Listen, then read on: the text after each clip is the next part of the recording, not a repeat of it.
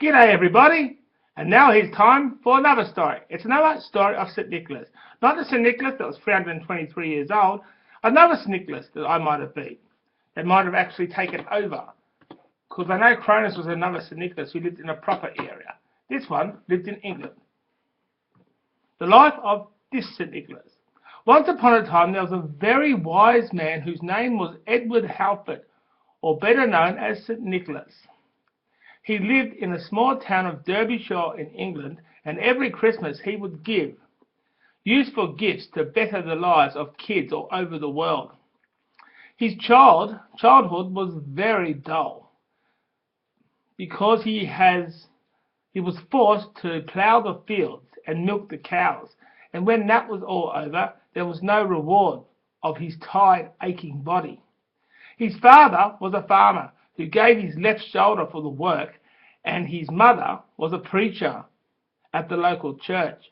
But Edward Howard had no idea of what he was doing for work, so he every day saw a nice man named Jack Herrick, who was teaching him to be very good and kind to everybody. I met him when I was 5, and for 13 years I wondered why my dad was so strict. I left home then and started a job where I went around collecting things for Christmas, like fruit and nuts and clothes.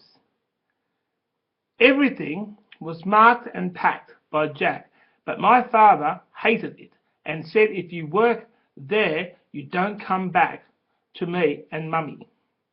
I didn't care and started working on trying to find a horse and cart them, but Jack had a better idea. He said, why don't we use a fighter plane at my father's house?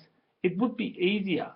Edward thought, how about I fly all around the world with you and really help the girls and boys get their gifts on time?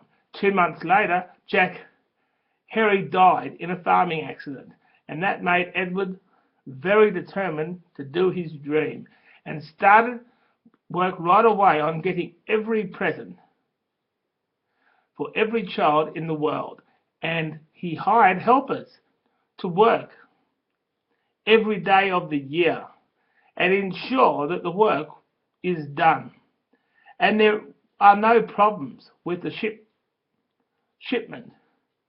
Edward's parents were very upset that he is not staying on the farm, but he was determined to do this. The first year ran smoothly. December 25th,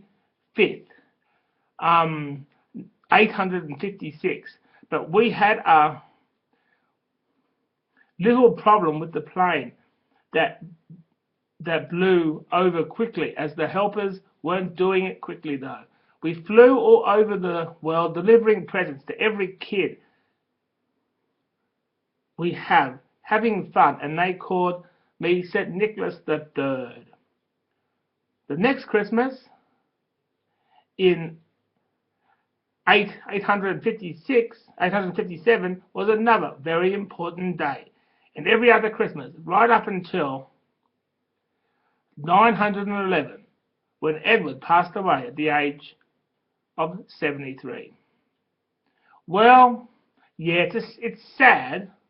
But, of course, that was my second role, St. Nicholas. He was given St. Nicholas because he actually did it on England. And that place is still all right. Everyone's living there, okay? But I remember doing that to St. Nicholas, and that was probably a better one because it helped more people. The first one, the blizzard took over. The religion ruined that. But this was more, I actually helped people in those days. Okay, catch you later.